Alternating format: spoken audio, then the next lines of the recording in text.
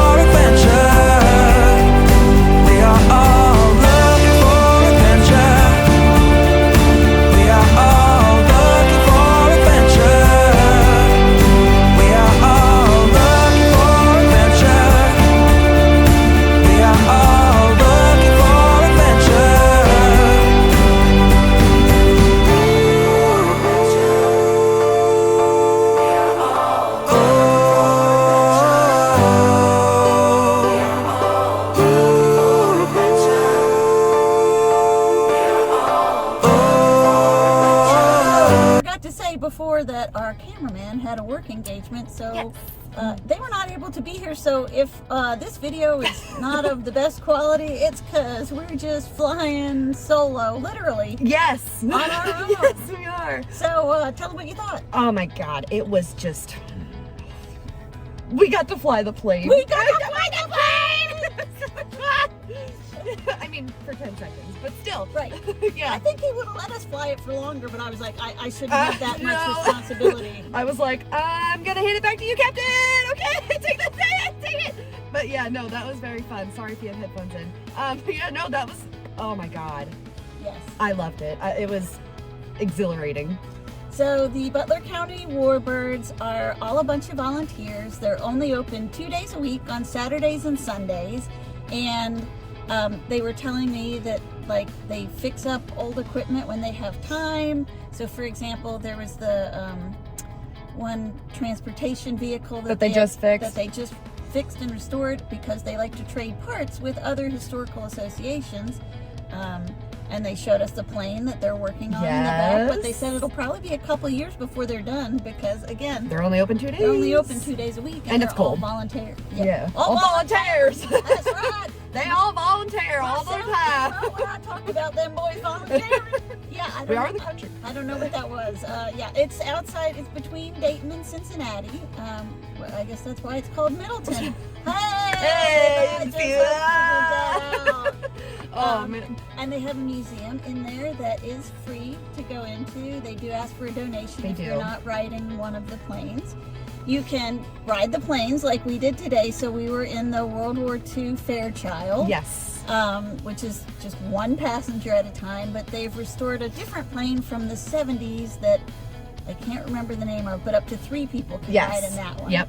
And it's not the one that's just a one-seater that is parked out in front, which I don't think you can ride. I think that's just, they restored it, showing it. Right. Yeah. And they do it at air shows. I think they run it. But yeah, we were talking Nazi Germany and the Holocaust and all that during World War II, and evidently the plane that we were flying in was a training plane. So for 3 months you had to drive the plane and you had to successfully do it for 3 months, and then they would either put you in a fighter jet or a bombing jet, plane.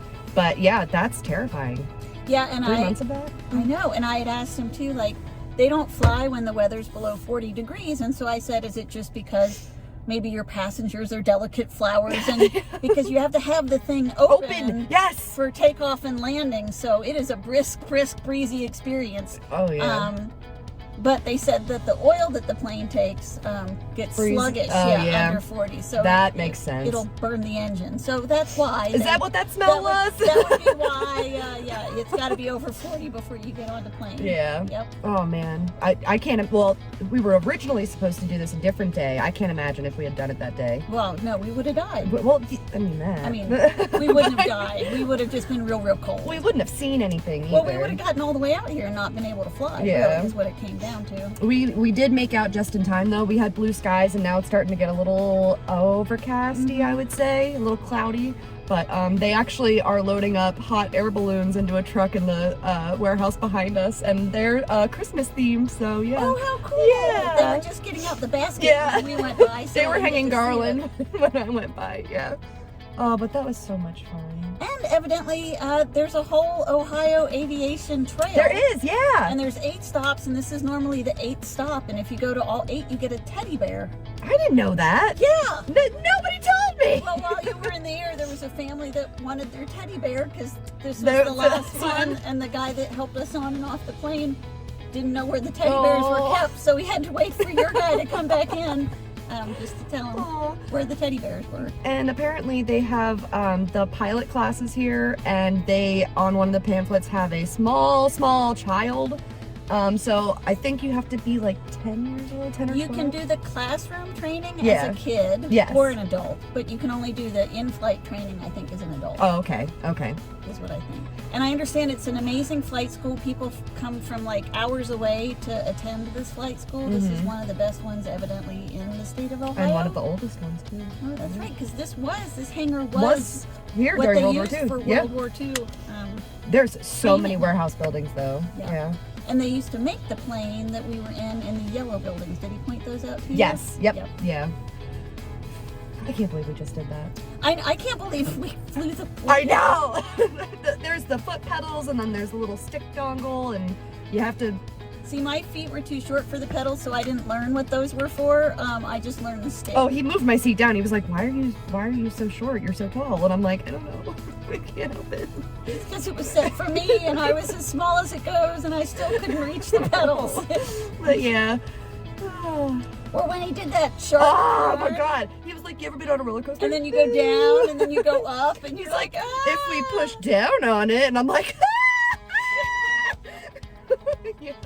And then we went up, and I felt my head trying to like push my brain into the earth. There was a point in time where like I lifted my arm up to take a picture, and I was like, lift gravity. I know. Yeah. Highly recommend it. What else? Is there anything else we want to say? We used our Groupon, so sometimes they have Groupons. But yeah. Yeah, they had a Groupon when I booked for the Fairchild World War II plane, and they also had a Groupon for the classroom training. Mm-hmm. Yeah. But not the 3-seater plane. Or they also do photo shoot packages where they'll get you all dolled up. Oh, that's right. They'll do like your hair and your makeup, and you get to wear one of the old uniforms. I reckon they could do it for fellas too. I just saw ladies in the promotional pictures. Yeah. Well, yeah. But you can pose by the planes, and anyways, it's a whole thing. I Yeah. didn't see a Groupon for that either, but I think that looks really cool. Yeah. Maybe next time. Maybe next time. But yeah, I think we touched everything. Okay. We touched Well, let's go everything. touch ourselves on. So we are here in Middleton, Ohio, and who knows where we're going to be next? Because we're everywhere In Ohio. Bye.